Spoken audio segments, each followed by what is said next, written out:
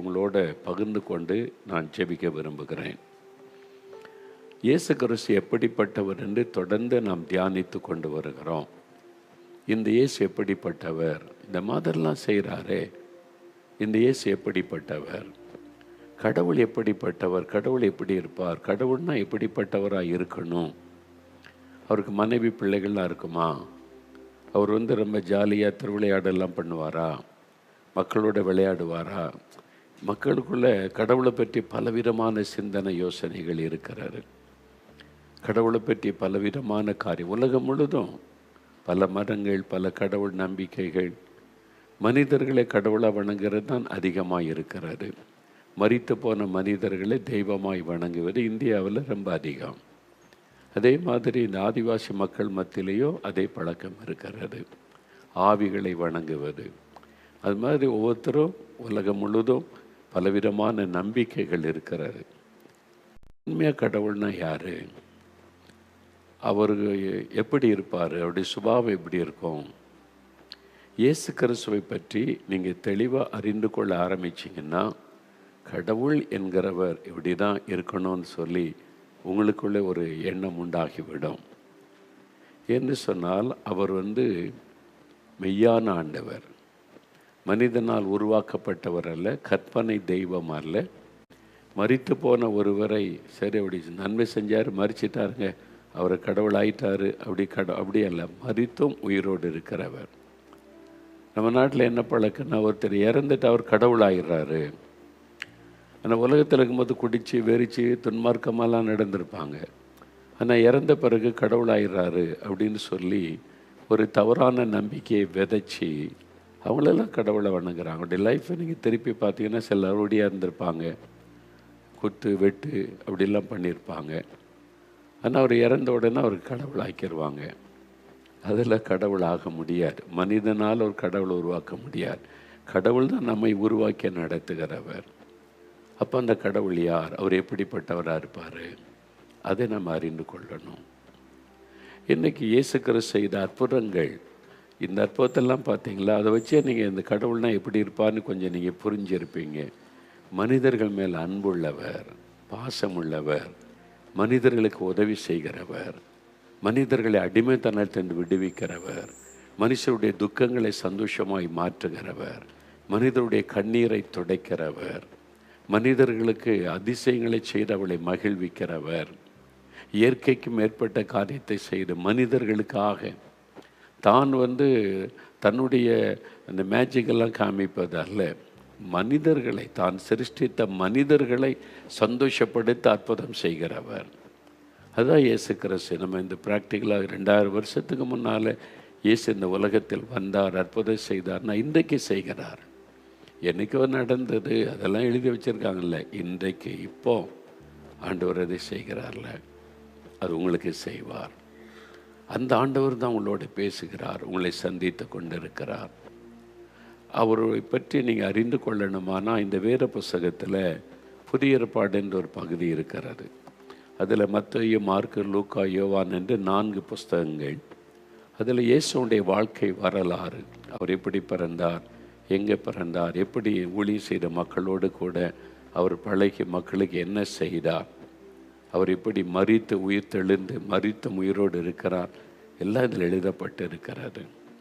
அவர் செய்த அற்புதங்கள் ஏராளம், ஆயிரக்கணக்கான அற்புதங்கள், மக்களுக்கு அவர் செய்த அற்புதங்கள். குருடர்களுக்கு பார்வை கொடுத்தார், செவிடர்களை கேட்க வைத்தார், சப்பானிகளை நடக்க வைத்தார், மரித்தோரை எழும்ப பண்ணினார், வாத வியாதியினால் பாதிக்கப்பட்ட திமிர்வாதக்காரரை குணமாக்கினார். இந்த மாதிரி பெரிய அற்புதங்கள் செய்து ஜனங்கள் மேலே உள்ள அன்பினால் அற்புதம் செய்தார். ஏன் இந்த அற்புதம் செய்தார், தன்னை பெருமைப்படுத்த அல்ல, மக்கள் மீது உள்ள அன்பினார். இதை அறிந்து கொள்ள இயேசு செய்த ஒரு அற்புதத்தை உங்களுக்காக நான் வாசிக்கிறேன். வேத புஸ்தகத்தில் மார்க் எழுதின சுவிசேஷம் 1ஆம் அதிகாரம் 40வது வசனத்திலிருந்து சில வசனங்களை வாசிக்கிறேன். நீங்கள் கவனமாக இதை கேளுங்க. பைபிளில் எழுதப்பட்ட வார்த்தை உங்களுக்கு வாசிக்கிறேன். அப்பொழுது குஷ்டரோகி ஒருவன் இயேசுவினிடத்தில் அவர் முன்பாக முழங்கால் படியிட்டு, உமக்கு சித்தமானால் என்னை சுத்தமாக்க உம்மால் ஆகும் என்று வேண்டிக் கொண்டான். இயேசு மனதுருகி கையை நீட்டி அவனை தொட்டு, எனக்கு சித்தம் உண்டு, சுத்தமாகு என்றார். இப்படி இயேசு சொன்ன உடனே குஷ்டரோகம் அவனை விட்டு நீங்கிற்று. அவன் சுத்தமானான். அப்பொழுது இயேசு அவனை நோக்கி, நீ இதை ஒருவருக்கும் சொல்லாதபடி எச்சரிக்கையாயிரு. ஆயினும் நீ போய் ஆசாரியனுக்கு உன்னை காண்பித்து, நீ சுத்தமானது நிமித்தம் மோசே கட்டளையிட்டு இருக்கிறவைகளை அவர்களுக்கு சாட்சியாக செலுத்து என்று கண்டிப்பாய் சொல்லி உடனே அவனை அனுப்பிவிட்டார். அவனோ புறப்பட்டு போய் இந்த சங்கதி எங்கும் விளங்கும்படியாக பிரசித்தம் பண்ணத் தொடங்கினான். அதனால் இயேசு வெளியரங்கமாய் பட்டணத்தில் பிரவேசிக்க கூடாமல் வெளியே வனாந்தரமான இடங்களில் தங்கியிருந்தார். எத்திசையிலுமிருந்து ஜனங்கள் இயேசுவினிடத்திற்கு வந்தார்கள். இங்கு இயேசு செய்த ஒரு அற்புதம். குஷ்டரோகி, தொழுநோயினால் பாதிக்கப்பட்ட ஒரு மனிதன், அவன் இயேசுவண்டை வருகிறான். முழங்கால் படியிட்டு இயேசுகிட்ட ஒரு வேண்டுதல் செய்கிறான். ஆண்டவரே, உமக்கு சித்தமானால் என்னை சுத்தமாக்க, இந்த குஷ்டரோக வியாதியிலிருந்து எனக்கு பூரண சுகம் கொடுக்க உம்மால் ஆகும்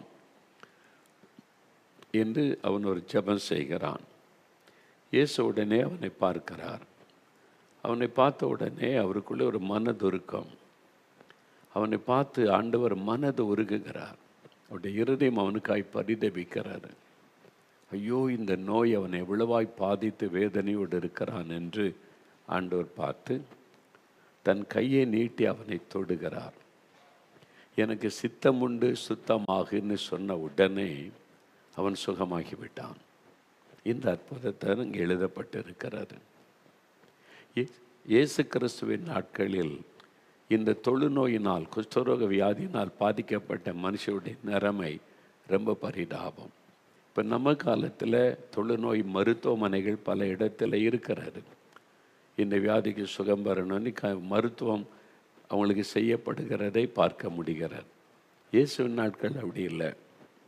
இந்த தொழுநோயினால் ஒரு மனிதன் பாதிக்கப்பட்டு விட்டான் என்று கன்ஃபார்ம் ஆயிட்டேன்னா ஜனங்களோடு வாழ முடியாது. அவன் மனைவி பிள்ளைகளோடு இருந்தால் கூட, குடும்பமாக இருந்தால் கூட அவனை ஊரை விட்டு வெளியாக்கிடுவாங்க. ஊருக்குள்ளே வரக்கூடாது, சொந்தங்களை பார்க்கக்கூடாது, ஊருக்கு வெளியிலே புறம்பே தள்ளி காட்டுக்குள்ளே மலைப்பகுதிகளில் அவங்க இது மாதிரி தொழுநோயினால் பாதிக்கப்பட்டவங்களும் அங்கே கூட்டமாக 40 பேர் 50 பேர் பாதிக்கப்பட்டவங்க வசிப்பாங்க. அவங்க ஊருக்குள்ளே வரக்கூடாது. அவங்களுக்கான ஆகாரம் அவங்களுக்கு கொண்டு போய் கொடுக்கப்படும், தூரத்தில் வச்சிருவாங்க. அது மாதிரி அதை எடுத்துக்கொண்டு அவங்க சாப்பிட்டு கொண்டு அங்கே தான் இருக்கணும் சாகம் வரைக்கும். இனி அவங்களுக்கு அவ்வளோதான் என்கிற நிலைமை. தனிமைப்படுத்தப்பட்டுருவாங்க. அவன் ஊருக்குள்ளே வந்தால் கல் எடுத்து அடித்து விரட்டிடுவாங்க. இது தீட்டான வியாதி அப்படின்னு அந்த நாட்களில் கருதப்பட்டது. ஒருவேளை வெளியில், ஊருக்கு வெளியில் அவங்க இருக்கும்போது யாராவது அந்த வழியை வழிபோக்கர் போனால் இந்த வியாதி உள்ளவங்க உடனே தன் முகத்தை மூடணும், தன்னை முக்காடிட்டு கொண்டு அன்க்ளீன் அன்க்ளீன்னு சத்தமிடணும். தீட்டு தீட்டு, நான் தீட்டானவன் இங்கே இருக்கிறேன், இங்கே வராதுங்கன்னு அவன் சொல்லணும். உடனே இந்த வியாதி உள்ளவன் இருக்கிறான் என்று விலகி போயிடுவாங்க. இதுதான் அந்த நிலைமையில், அந்த காலத்தில் தொழுநோயினால் பாதிக்கப்பட்டவனுடைய நிலைமை. இப்படிப்பட்ட ஒரு மனிதன் இயேசுகிட்ட வருகிறான். இயேசுவை பற்றி அவன் கேள்விப்பட்டு இருக்கிறான். இயேசுன்னு ஒருத்தர் வந்திருக்கிறாராம், வியாதியஸ்தரெல்லாம் சுகமாக்குகிறாராம், பெரிய அற்புதம்லாம் செய்கிறாராம் அப்படின்னு கேள்விப்பட்ட உடனே, இனிமேல் என் வாழ்க்கையே முடிஞ்சு போச்சு, நான் இந்த காட்டுக்குள்ளே மலைப்பகுதியில் சாகுமுறைக்கு இப்படி தான் நினச்சேன், இந்த இயேசுவை சந்தித்தாலாவது என் வாழ்க்கை ஒரு மாற்றம் உண்டாகிறாதா, ஒரு ஏக்கம் இயேசுவை தேடிக்கொண்டு இருக்கிறான். அப்போ தான் இயேசுவை பற்றி இயேசு அந்த வழியாய் வருகிறார். மலையில் பிரசங்கம் பண்ணிட்டு இறங்கி வரும்போது தான் நடக்கிறது. மத்தேயு 8ஆம் அதிகாரத்திலும் இது எழுதப்பட்டு இருக்கிறது. அப்போ அவன் அந்த மலை குகையில், அந்த மலைப்பகுதியில் அங்கே தான் தங்கியிருந்திருக்கணும். அவன் வந்து இயேசுவுக்கு முன்னால் முழங்கால் படியிட்டு ஒரு ஜெபம் செய்கிறான். உமக்கு சித்தமானால் என்னை சுத்தமாக்குமால் ஆகும். என்னை சுகமாக்கும், கட்டாயம் சுகமாக்குன்னு சொல்லலை. என்னை சுகமாக்குமாலே முடியும். நான் அற்புதங்கள் நீ செய்ததெல்லாம் கேள்விப்பட்டு இருக்கிறேன். நிறைய பேருக்கு அற்புதம் செய்திருக்கிறீங்க, அதெல்லாம் நான் கேள்விப்பட்டிருக்கிறேன். அப்போ உங்கள்கிட்ட வல்லமை இருக்குது, என்னை சுகமாக்க உங்களால் முடியும், நான் விசுவாசிக்கிறேன். உங்களுக்கு சித்தமானா என்னை சுகமாக்குங்க. ஏன்னா ஒருவேளை அவனுடைய பாவத்தை குறித்த உணர்வு மனசாட்சி குற்றப்படுத்தி இருக்கும். நீ பாவம் செய்தனால உனக்கு இந்த வியாதி, அதனால் அப்படி இரு, அதுக்கெல்லாம் வராது அப்படி இயேசு சொல்லிடுவாரோ, அந்த எண்ணம் கூட இருந்திருக்கலாம். அதனால தான் நமக்கு சித்தமானால் அப்படின்ற வார்த்தையை சொல்லுகிறான்.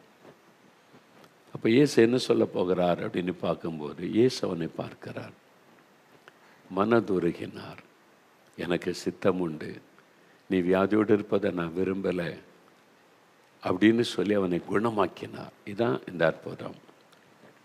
இந்த மனிதனை இயேசு பார்க்கும்போது மனது உருகுகிறார். ஏன்? அவனுக்குள்ளே சில பாதிப்பு இருக்கிறது. முதலாவது, அவனுடைய சரீரம் அந்த நோயின் நிமித்தமாய் பாதிக்கப்பட்டு காயங்களாக இருக்கிறது. தொழுநோயினால் பாதிக்கப்பட்ட மனிதர்களை பாருங்கள். எங்கள் ஊர் பக்கம் நேசரத்துலேருந்து சாத்தாங்குளம் போகிற வழியில் பேய்க்குளம் என்ற ஒரு இடம் இருக்கிறாரு. அங்கே இந்த தொழுநோய் மருத்துவமனை இருக்கிற அந்த காலத்திலேயே ஒரு நல்ல ஒரு கிறிஸ்தவ டாக்டர் இந்த மக்களுக்கு உதவி செய்யணும் அந்த ஆஸ்பத்திரியை ஆரம்பித்தாங்க. சபை மூலமாக, சிஎஸ்ஐ சபை மூலமாக ஆரம்பிக்கப்பட்டு நடத்தப்படுகிற ஒரு மருத்துவமனை இருக்கிறாரு. நாங்கள் வருஷந்தோறும் அங்குள்ள நோயாளிகளுக்கு புது உடை கிறிஸ்மஸ் டைமில் எடுத்து கொடுத்து, கிறிஸ்மஸ் விருந்தெல்லாம் கொடுத்து பார்த்து செபித்து விட்டு வருவது வழக்கம். அநேக வருஷத்துக்கு முன்னால் ஒரு முறை நான் போயிருந்தேன். அங்கே போயிருந்த போது அங்குள்ள சில மக்கள் நாங்கள் உணவெல்லாம் கொடுத்த போது சிலரால் அந்த விரல் இல்லை, அவங்களுக்கு இந்த விரலே இல்லை. அந்த வியாதி அரித்து அரித்து அரித்து அந்த நோயினுடைய பாதிப்பு விரல் அவங்களுக்கு இல்லை. வெறும் மொட்டையார் எப்படி அள்ளி சாப்பிட்றதுக்கு விரல் இருக்கணுமே. நான் அவங்கள பார்த்தேன், நேரில் பார்த்தா அங்குள்ள டாக்டர்ஸ் என்ன செய்திருக்கிறாங்க, விரல் இல்லாத இந்த கையில் ஒரு ஸ்பூனை வச்சு கட்டி விட்டுறாங்க. அந்த ஸ்பூனை கட்டிடுறாங்க, அதை வச்சு அள்ளி அப்படி சாப்பிட்றாங்க. நம்ம போல் விரல் இல்லை, விரலெல்லாம் போய்விட்ட. சிலருக்கு காது இல்லை, அந்த நோய் அரித்து விட்டார். காலில் விரல் இல்லை, அந்த வியாதி அரித்து விட்டார்.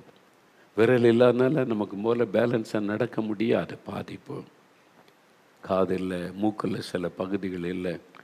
பார்க்க ரொம்ப வேதனையாக இருக்கும். இந்த மாதிரி நம்ம போல மனுஷங்க தானே, அவங்க பிறக்கும்போது இப்படி தானே இருந்திருப்பாங்க. ஆனால் வியாதி எவ்வளோ பெரிய பாதிப்பை உண்டாக்கிட்டு, அவருடைய சரீரத்தில் ஒரு காயம், பாதிப்பு, மனதுக்குள்ளே ஒரு பாதிப்பு இருக்கிறாரு.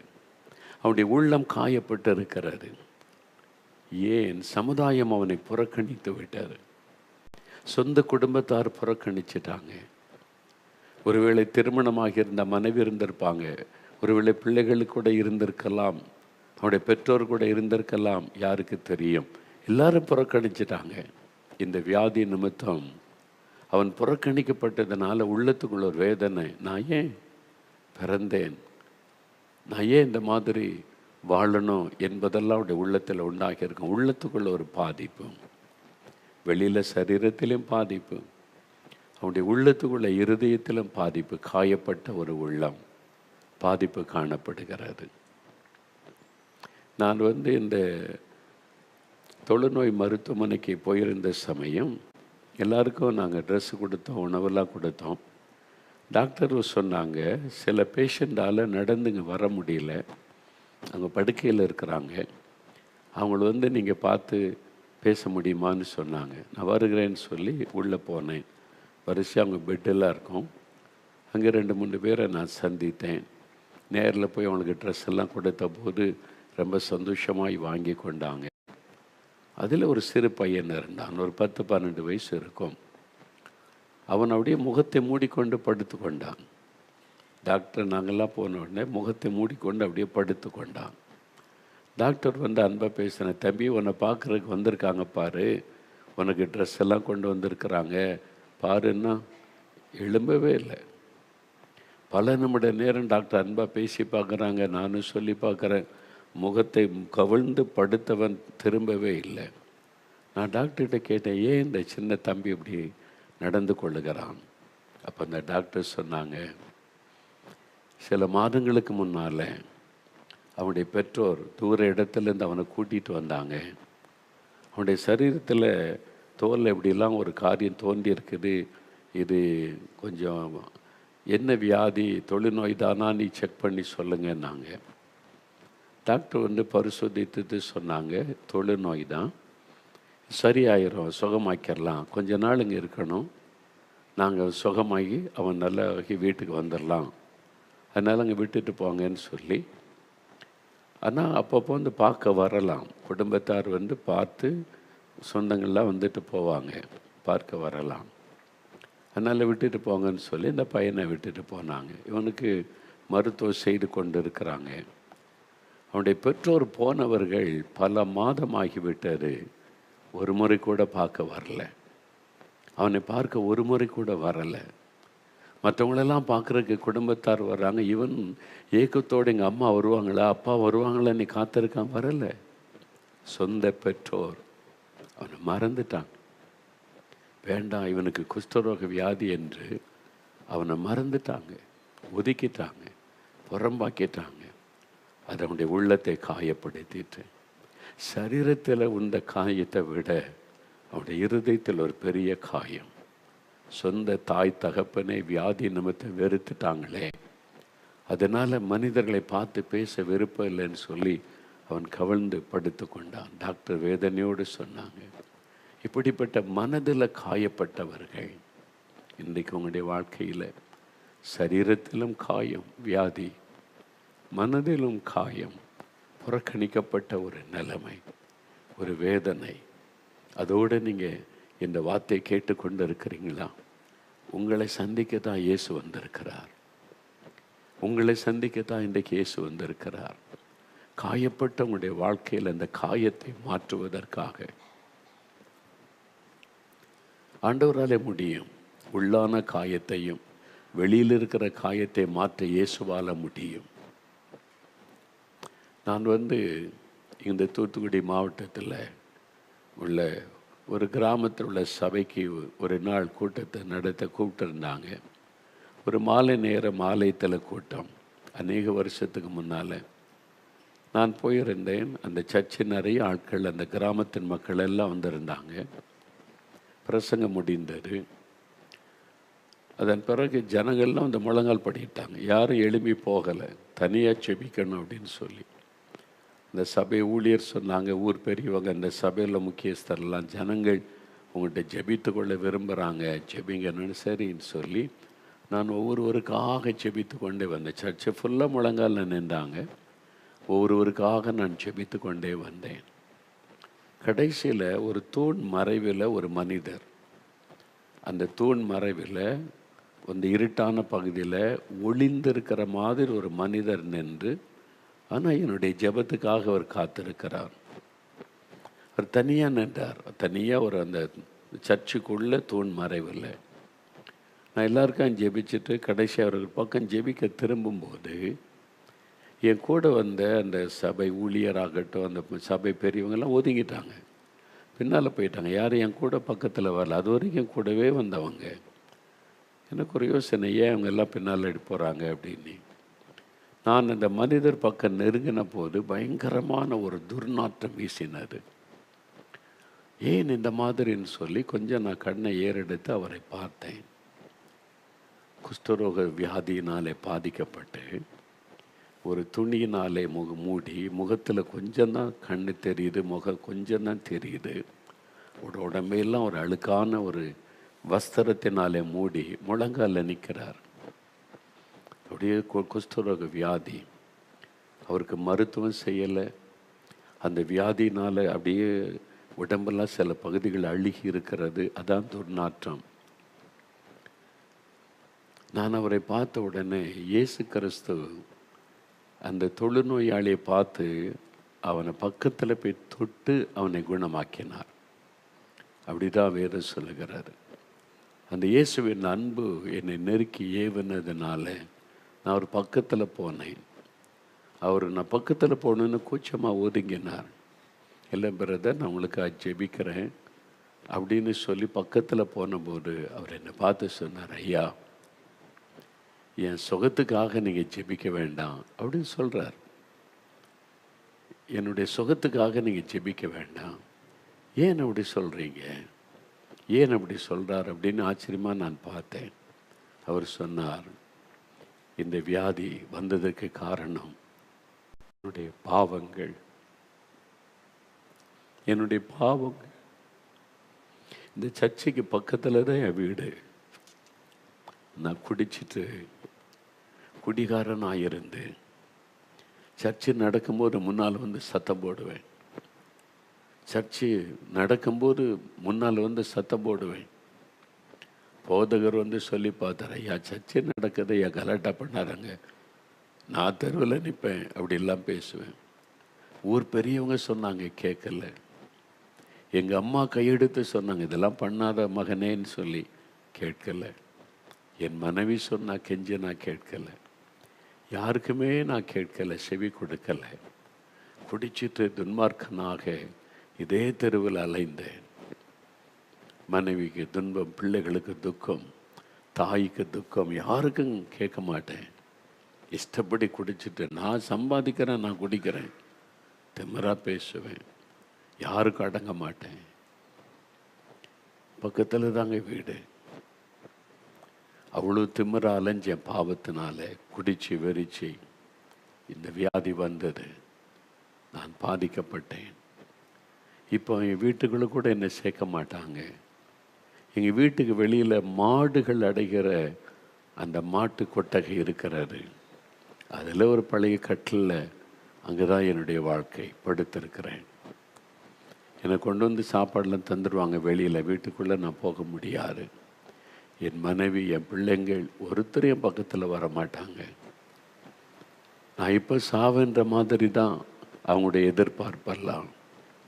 நானும் அப்படி தான் அந்த படுக்கையிலேயே என் லைஃப். அப்போ நான் நினச்சேன், பாவத்தெல்லாம் நினச்சி துக்கப்பட்டு நான் இந்த மாதிரி துன்மார்க்க அலைஞ்சேன், பாவம் செய்தேன். அப்படி மனதுக்குள்ளே ஒரு காயம், பாவத்தினால் உண்டான காயம் அப்படி மனசாட்சி வாதித்தது. நான் இந்த மாதிரி மனைவியை அடித்தேனே, பிள்ளைகளை கொடுமைப்படுத்தினேனே, தாயாரை கூட அவமானப்படுத்தினேனே, யாருக்கும் நான் கீழ்ப்படியாமல் நடந்து எல்லாரையும் வேதனைப்படுத்திட்டேனே, மனசாட்சி வாதித்தது இப்போ உள்ளுக்குள்ளே. அதான் பாவம், குற்ற மனசாட்சி. என் பாவம் மன்னிக்கப்படுமா, என் பாவம் மன்னிக்கப்படுமா அப்படிலாம் நினச்சலாம் நான் ஏக்கத்தோடு இருந்தேன். இன்றைக்கி நீங்கள் பிரசங்கம் பண்ணும்போது சர்ச்சிலேருந்து பண்ண பிரசங்கம் மேலே குழாய் கட்டியிருப்பாங்க, ஊருக்கே கேட்குற மாதிரி. அந்த பிரசங்கத்தை நான் கேட்டுக்கொண்டே இருந்தேன். இயேசு என் பாவத்தை மன்னிப்பார். அவர் பாவங்களை மன்னிக்கிற ஆண்டவர். நீங்கள் பண்ண அந்த செய்தி என்னை தொட்டது, நீங்கள் பேசின அந்த பிரசங்கம் என்னை தொட்டதுனால உங்கள்கிட்ட ஜெபித்து கொள்ளணும்னு நான் வந்தேன். என் வியாதி சுகமாக நீங்கள் ஜெபிக்க வேண்டாம். என் பாவம் மன்னிக்கப்பட ஜெபம் பண்ணுங்க. என் பாவம் மன்னிக்கப்பட ஜெபம் பண்ணுங்க. அவருடைய இருதயம் காயப்பட்டிருந்தது. ஆத்துமாவில் உண்டான பாவத்தினால் உண்டான காயம். நீங்க குடிச்சு மனைவி அடிச்சு வேதனைப்படுத்தி பிள்ளைகளை கண்ணீர் வடிக்க வச்சு எத்தனை பேரை துக்கப்படுத்தி இருக்கிறீங்க. உங்களால் நிம்மதியாக தூங்க முடியாது, சமாதானம் இருக்காது. உங்களுடைய மனசாட்சி உங்களை பாதித்து கொண்டு இருக்கிறது இல்லை. என்னால் பாவத்தை விடவும் முடியலை, பாவத்தினால பாதிப்பும் உண்டா இருக்கிறது. எனக்கு யார் உதவி செய்வாங்க? இயேசு, இயேசு, இயேசு என்கிற பாவங்களின் இரட்சகர். அவரால் மட்டும்தான் அந்த காயத்தை ஆற்ற முடியும். அவர் வந்து கண்ணீரோடு நின்றார். என் வியாதியை சுகமாக்க வேண்டாம் ஐயா, என் பாவத்தை மன்னிக்கிறதுக்கு ஜெபம் பண்ணுங்க. இன்னைக்கு பாவம் மன்னிப்பு உங்களுக்கு வேணும். பாவத்திலிருந்து விடுதலை உங்களுக்கு வேணும். உங்களுடைய குற்ற மனசாட்சி உங்களை வாதிக்கிறது. தூங்க முடியல, நிம்மதியா இருக்க முடியல. நீங்க செய்த பாவம் உங்களை தொடர்ந்து கொண்டு இருக்கிறது. உங்களுடைய சரீரத்தில் வியாதியாய் வெளிப்பட்டு இருக்கிறது. பாதிக்கப்பட்ட உள்ளத்தோடு நீங்க நிற்கிறீங்க. இன்னைக்கு உங்களுக்கு தேவை அந்த பாவம் மன்னிப்பு. இந்த மனிதனுக்குள்ள அந்த பாரம் இருந்ததுனால, அந்த மனசாட்சி வாதித்ததுனால தான் உமக்கு சித்தமானால் என்னை சுத்தமாக்க ஆண்டவரே நீ கேட்டிருக்க வேண்டும். என் பாவம், நான் இந்த வியாதிக்குள்ளாகிவிட்டேன், எனக்கு மன்னிப்பு உண்டா, சுகம் உண்டா? அதனால நான் எனக்கு சுகம் தந்துதான் ஆகணும்னு கேட்க முடியல. உமக்கு சித்தமானால். ஆனால் இயேசு கிறிஸ்துவின் பெயர் உண்டு பாவிகளின் சிநேகிதன். பாவம் செய்கிறவங்களை வெறுக்கிறவர் அல்ல ஆண்டவர், பாவிகளை நேசிக்கிற ஒரு ஆண்டவர். பாவத்தை வெறுக்கிறவர், பாவிகளை நேசிக்கிறவர். நீ குடிகாரன் என்று குடும்பத்தார் புறக்கணிக்கலாம், இயேசு புறக்கணிக்க மாட்டார். நீ ஒரு துன்மார்க்கன் என்று குடும்பத்தார் உங்களை ஒதுக்கலாம், இயேசு உங்களை ஒதுக்க மாட்டார். உங்களுடைய பிரச்சனை அவருக்கு தெரியும். என்னால் இதை விட முடியலையே, இந்த பாவத்தை விட முடியலையே, குடியை விட முடியலையே, இந்த துன்மார்க்கத்தை விட முடியலையே, சூதாட்டத்தை விட முடியலையே, இந்த போதை வஸ்துகளை விட முடியலையே, பாவத்தை விட முடியாமல் தவிக்கிறீங்களா? இயேசுவுக்கு தெரியும். உங்களுக்கு உதவி செய்ய வந்திருக்கிறார். நீங்க செய்ய வேண்டியது, நான் பாவி ஆண்டவரே என்னை மன்னியும், இந்த பாவத்தில் எனக்கு ஒரு விடுதலை தாரும். என் உள்ளத்துக்குள்ள சமாதானம் இல்லை, நிம்மதி இல்லை. என் இருதயம் காயப்பட்டு இருக்கிறது, பாவத்தினால சமாதானம் இல்லாமல் தவிக்கிறேன். இயேசு கிறிஸ்துவின் ரத்தம் சகல பாவங்களை நீக்க நம்மை சுத்திகரிக்கும். இயேசு கிறிஸ்துவின் ரத்தத்தினால் நமக்கு சமாதானத்தை அவர் உண்டாக்கினார் என்று வேத வசனங்கள் சொல்லுகிறது. என்னுடைய சமாதானத்தை உனக்கு தருகிறேன், வருத்தப்பட்ட பாரம் சுமக்கிறவர்களே எல்லாரும் என்னிடத்தில் வாருங்கள், நான் உங்களுக்கு இளைப்பாறுதல் தருகிறேன். உங்களுடைய காயங்களை மாற்றி இளைப்பாறுதல் சமாதானத்தை நான் தருகிறேன். உனக்கு எந்த பாதிப்பு இருந்தால் என்னிடத்தில் வா என்று ஆண்டவர் அழைக்கிறார். யாரையும் அவர் புறம்பே தள்ள மாட்டார். அந்த இயேசு உங்களோடு பேசுகிறார். உங்களுடைய பாவத்தின் பாதிப்பு உங்களுக்கு தெரியுதில்லை. நீங்க செய்த பாவத்தினால் உண்டான பாதிப்பு உங்களால உணர முடிகிறது இல்லை. ஆமா, என்னால முடியுது, என்ன பரிகாரம், என்ன செய்யறது, யார் மன்னிப்பாங்க? பணம் கொடுத்த பாவ மன்னிப்பை வாங்க முடியாது, தான தர்மெல்லாம் செய்து பாவ மன்னிப்பை வாங்க முடியாது. பாவத்தை உணர்ந்து மனம் திரும்பினா பாவிகளின் ரட்சகர் இயேசு உங்களை மன்னிக்க ஆயத்தம். அவரு தான் பாவத்துக்கு பரிகாரி. அவர் உங்களை பார்த்து மனதுருகுகிறார். என் மகனே, என் மகளே, நான் உன்னை மன்னிக்க ஆயத்தம், உனக்கு சமாதானம் கொடுக்க ஆயத்தம். இன்னைக்கு ஆண்டவரிடத்தில், இயேசுவே என்னை மன்னியும், என் பாவங்களை மன்னியும் அப்படி கேட்கும்போது அவர் மன்னித்து ஒரு மெய்யான சமாதானம். அவருக்காக செபித்து முடித்த போது அவர் ஒரு பெரிய சந்தோஷம். என் பாவத்தை இயேசு மன்னிச்சிட்டார் அந்த மகிழ்ச்சியோடு அந்த ஆலயத்தை விட்டு அவர் போனார். அதுக்கு தான் இயேசு வந்தார். இதுதான் மனுஷனுடைய மிகப்பெரிய பிரச்சனை. இப்ப ஆண்டவர் பாருங்க, அவன் மேல மனதுருகுகிறார். அவனை பார்த்து மனதுருகுகிறார். மனதுருகி அவன் கிட்ட போய் அவனை தொட்டு குணமாக்குகிறார். வசனம் சொல்லுகிறாரு, தன் கையை நீட்டி அவனை தொட்டு. சீஷர்கள் எல்லாம் ஒருவேளை ஒதுங்கி இருப்பாங்க. நம்ம இயேசுவோட வந்த மக்கள் எல்லாம் ஐயோ தீட்டுள்ளவன் என்று எல்லாம் ஒதுங்கி இருப்பாங்க. இயேசு நினைச்சா தூரத்திலிருந்து அவனை குணமாக்கி இருக்கலாம். எனக்கு சித்தம் உண்டு, நீ சுத்தமாக மகனே அப்படின்னு சுகமாக்கின பிறகு கூப்பிட்டு பேசி இருக்கலாம். இல்லை, அவன் வியாதியோடு தீட்டான வியாதி என்று மனிதர்கள் சொல்றாங்களே, அப்படி இருக்கும்போதே இயேசு பக்கத்தில் போய் அவனை தொட்டு அவன் கூட நடுங்கியிருப்பான். இயேசுவே பக்கத்தில் வர்றீங்களா, என்ன தொடுறீங்களா, நான் தீட்டானவன், நான் உன்னுடைய தகப்பன், நான் உன்னுடைய தகப்பன், நீ என்னுடைய மகன், என்னுடைய பிள்ளை, நான் தானே உன்னை சிருஷ்டித்திருக்கிறேன். நான் உன்னை தொடுவதனால் அந்த தீட்டெல்லாம் என்னை பாதிக்காது. இயேசு தொட்டால் தீட்டெல்லாம் மாறிவிடும். இயேசு தொட்டால் சாபமெல்லாம் நீங்கிவிடும். இயேசு தொட்டால் தோஷமெல்லாம் நீங்கிவிடும். அவர் பக்கத்தில் வந்து அவனை தொட்டார். அவனை தொட்டு குணமாக்கினார். தூரத்தில் நின்று குணமாக்கல, பக்கத்தில் வந்து அவனை தொட்டார். கூசாமல் அவனை தொட்டு, எனக்கு சித்தமுண்டு மகனே, நீ சுத்தமாகன்னு சொல்லி குணமாக்கினார். இப்போ அவனுடைய ஆண்டவர் அவனுக்கு சித்தம் உண்டுன்னு சொல்லி பக்கத்தில் போய் தொட்ட உடனேயே அவனுடைய உள்ளத்தில் இந்த காயம் நீங்கி விட்டார். எல்லாரும் என்னை தீட்டானவனை ஒதுக்குறாங்க, இவர் என் பக்கத்தில் வந்து என்னை தொடுகிறாரே.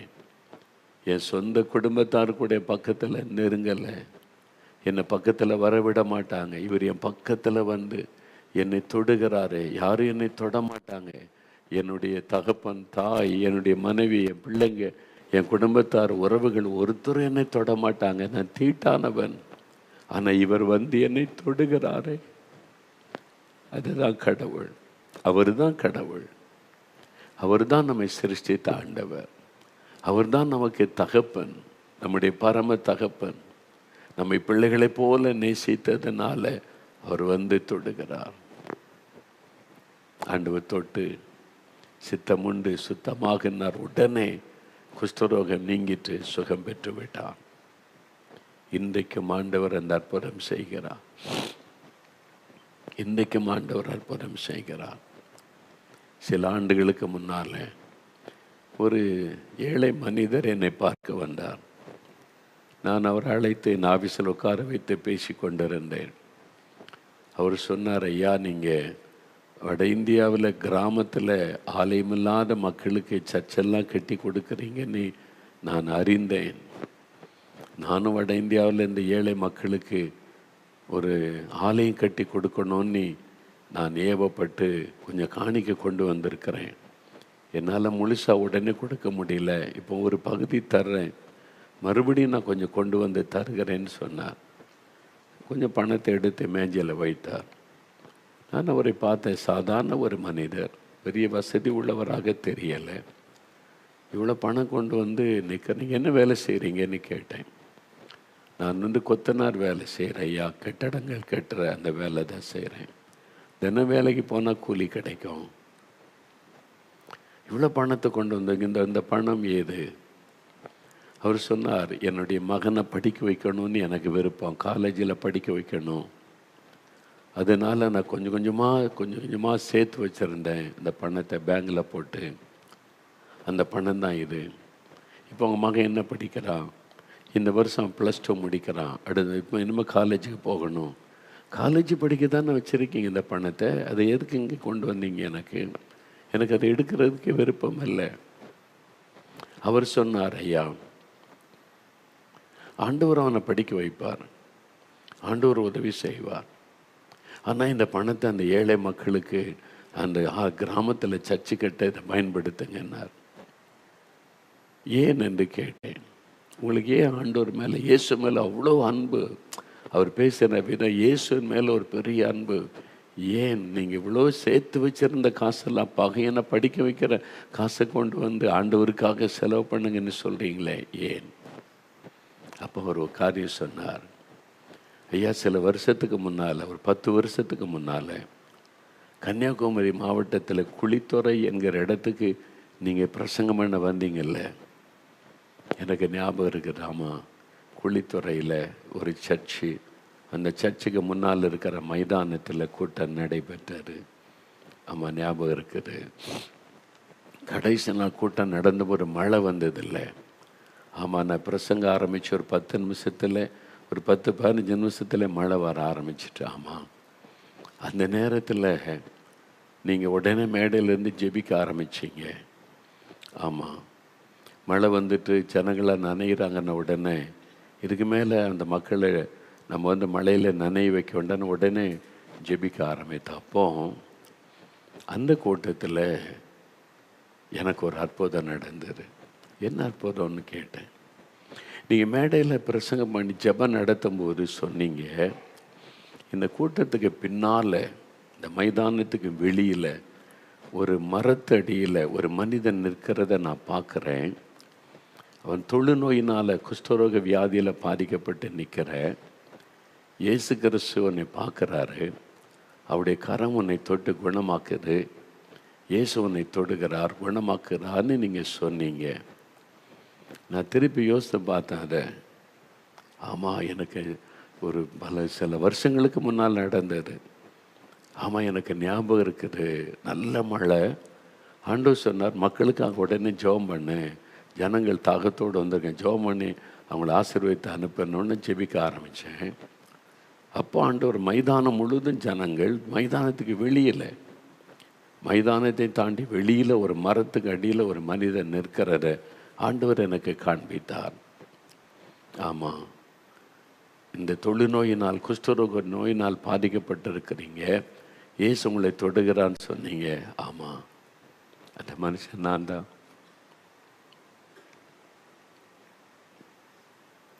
அவர் சொன்னார், நான் தான் அந்த மனிதன். அன்னைக்கு எனக்கு குஷ்டரோக வியாதி. டாக்டர் ஆஸ்பத்திரிலாம் போய் கவனிக்க வசதி கிடையாது. வீட்டுக்குள்ளேயே முடங்கி கிடந்தேன். இந்த கூட்டம் நடக்கிறது அறிந்த போது நான் போர்வையெல்லாம் போட்டு என்னை மூடிக்கொண்டு அந்த கூட்டம் ஆரம்பித்த பிறகு பின்னால் வந்து வெளியில் ஒரு மரத்தடியில் ஒளிஞ்சு நின்று பிரசங்கத்தை கேட்டுக்கொண்டிருந்தேன்.